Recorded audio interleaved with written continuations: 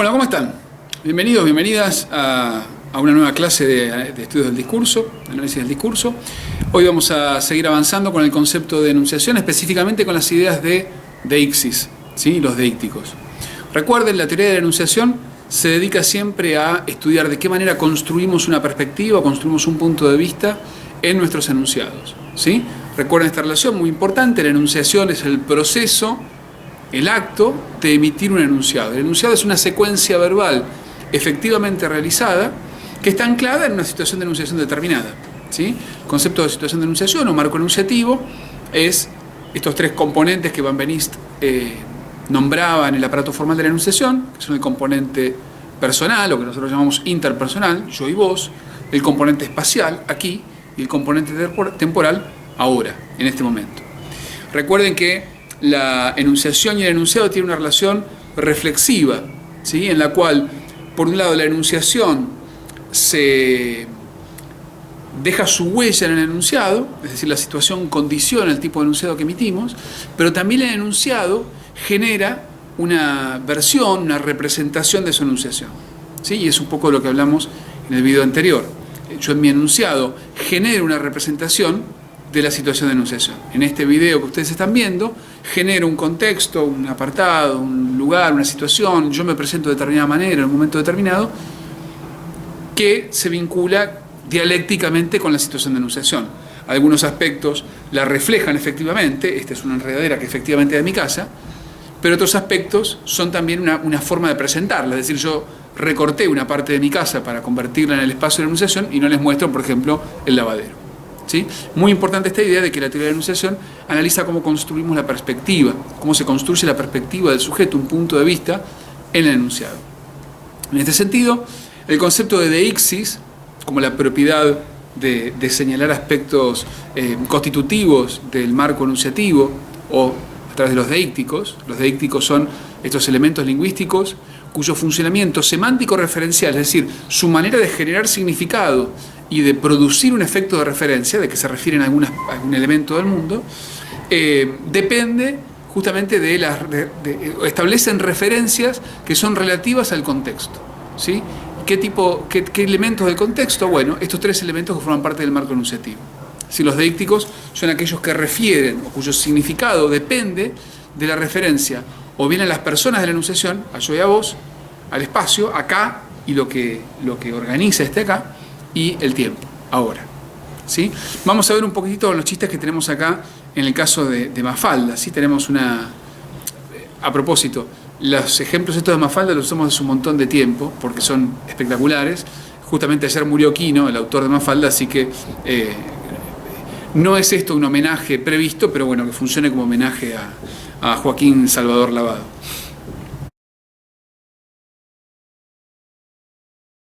Si se fijan, el primer ejemplo, el chiste que estamos viendo ahora en pantalla, es un chiste hermoso. ¿Por qué? Porque Felipe y Manolito, los dos personajes que están enfrentados físicamente, están también enfrentados ideológicamente, ¿no? Representan ideologías diferentes o puntos de vista diferentes.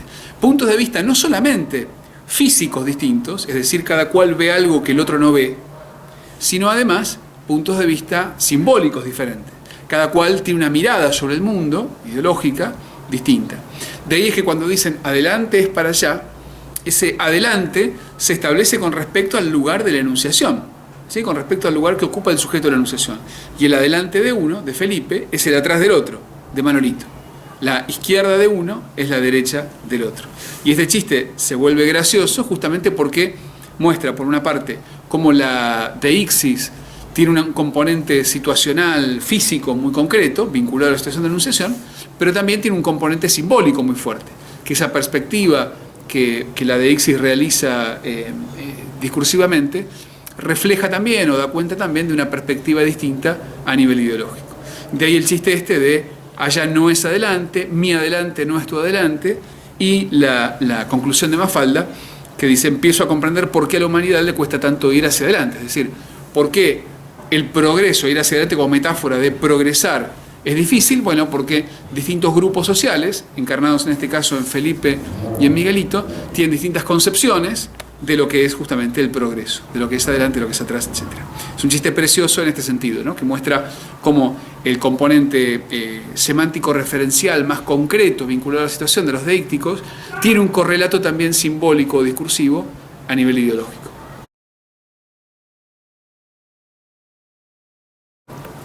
El ejemplo siguiente, ¿dónde estamos nosotros? Aquí ves, claramente juega con el mismo tipo de humor, ¿no? Con esto de convertir las referencias literales en referencias simbólicas o las referencias simbólicas en referencias literales, ¿sí?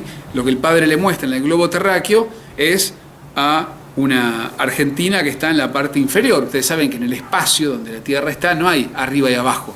La representación del norte como arriba y del sur como abajo es una representación simbólica, cultural y que mucha gente interpreta también como ideológica. Es decir, los sectores del hemisferio norte, que son los sectores globales más poderosos, se ubican encima de estos sectores del sur, los menos poderosos, o los sometidos, o los dominados, o como corcho le quieran decir, y claramente esa representación que se vuelca en una representación física del globo terráqueo, también es tomada por los personajes como una representación, ya no como una representación, sino como un reflejo literal de esa posición, ¿no? De estar debajo consiste en estar al revés.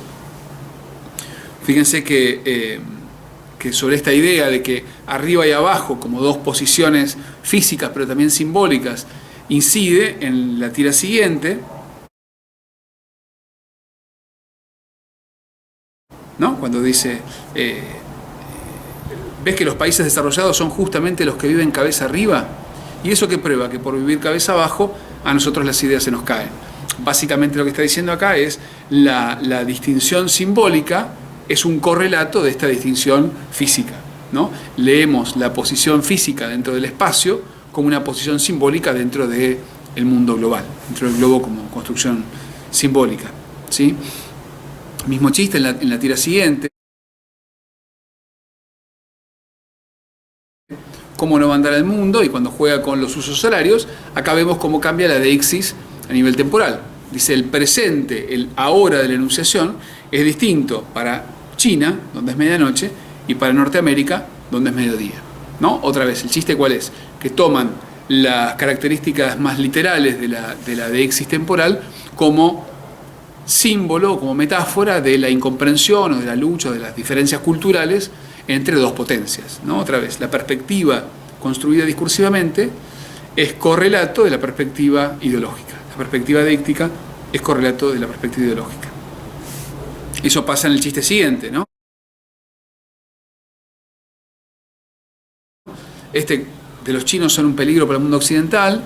Dice, para nosotros es de noche, estamos descansando, para ellos es de día, están trabajando. Juega otra vez con este chiste, ¿no? De que el presente de la enunciación, entre comillas, nuestro y de ellos, y ese nosotros y ellos son otra vez grupos político-ideológicos bien marcados, ese presente de la enunciación diferente responde también a temporalidades diferentes, formas de trabajar diferentes, etc.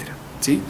Son perspectivas diferentes. Distintos presentes, distintos espacios, distintos sujetos construyen perspectivas enunciativas distintas. El último ejemplo, ¿qué decís? Premio Nobel de la Maceta, ¿dónde está el respeto que debes guardar a tu padre? Es claramente un ejemplo de lo que Stephen Levinson llama la deixis social.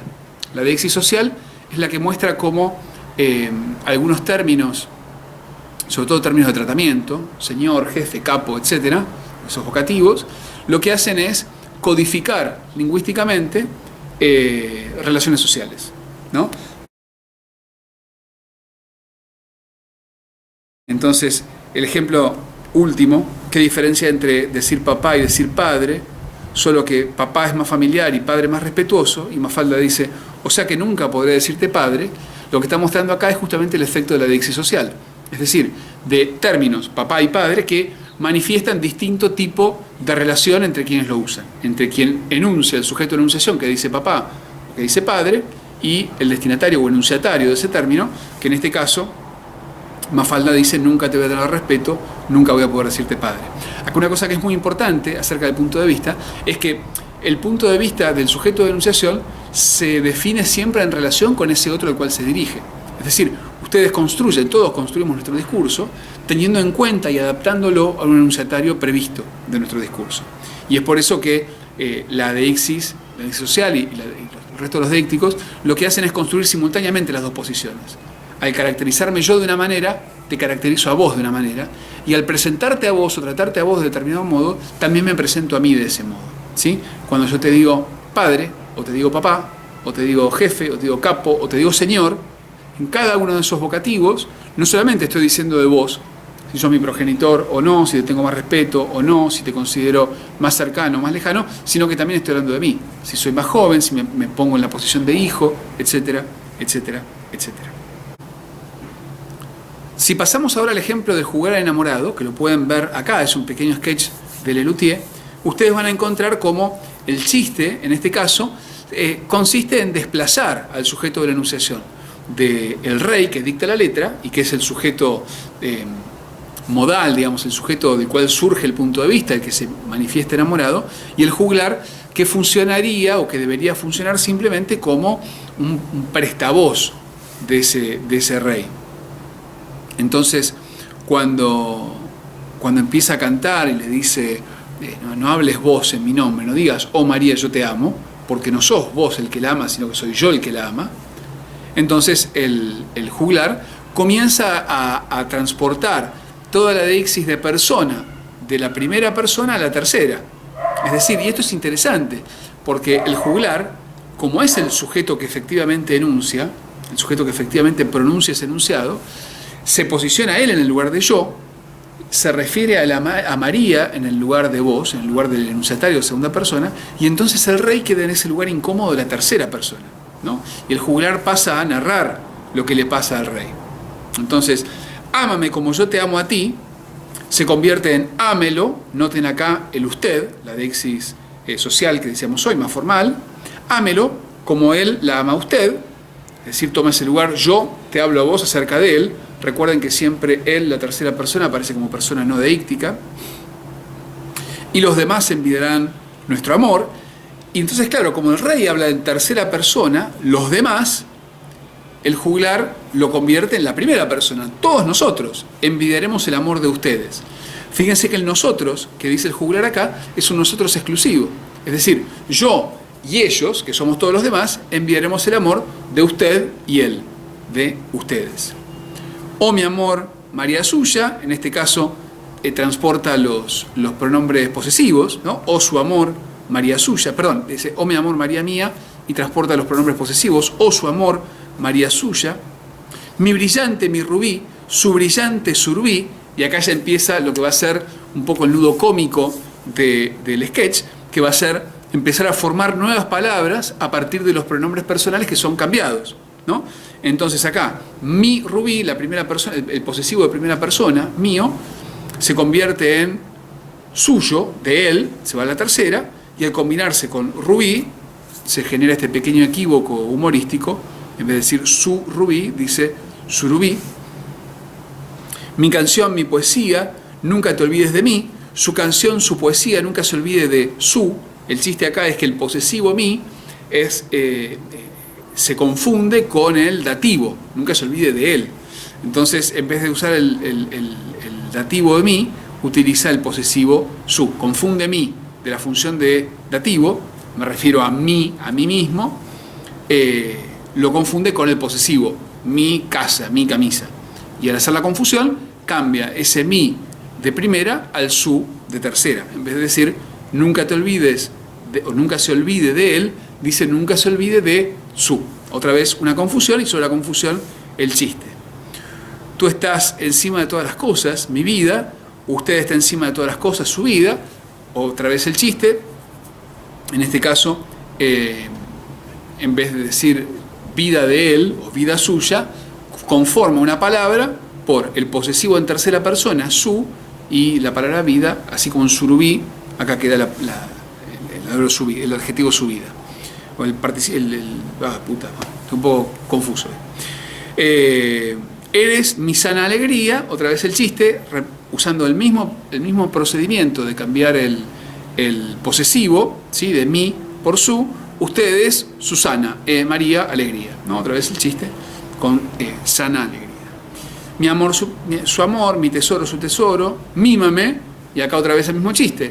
En vez de tomar el verbo mimar, lo interpreta como si fuera la suma del pronombre posesivo, mi, más la palabra amar. Entonces, súmame, dice, ¿por qué decís eso que es raro? Dice, no, claro, súmelo. En vez de advertir que el error había sido transportar la primera sílaba, mi, como un posesivo, transporta la conjugación de tercera persona, en vez de súmame, súmelo. Y así, no me voy a seguir porque se va a enloquecer, pero vayan escuchándolo y van a ver cómo los equívocos que van vehiculizando un poquitito el sketch son justamente, surgen de este error o de este problema en el transporte de los deícticos de primera persona a la tercera persona y cómo se confunden con otras palabras que aparecen en el enunciado. ¿Sí? Les mando un saludo. Yo ahora les voy a escribir por la plataforma nuestra un pequeño texto con el análisis de la segunda parte de la guía, así lo pueden seguir desde ahí, ¿sí? Para que tengan un poco los ejemplos, porque no tiene sentido hacer un video explicando eso que va a resultar mucho más complicado. Les mando un saludo, disfruten de la vida, disfruten del conocimiento, los estudios del discurso son lo mejor que va a pasar en este año horrible. Así que les mando un saludo y nos vemos la próxima.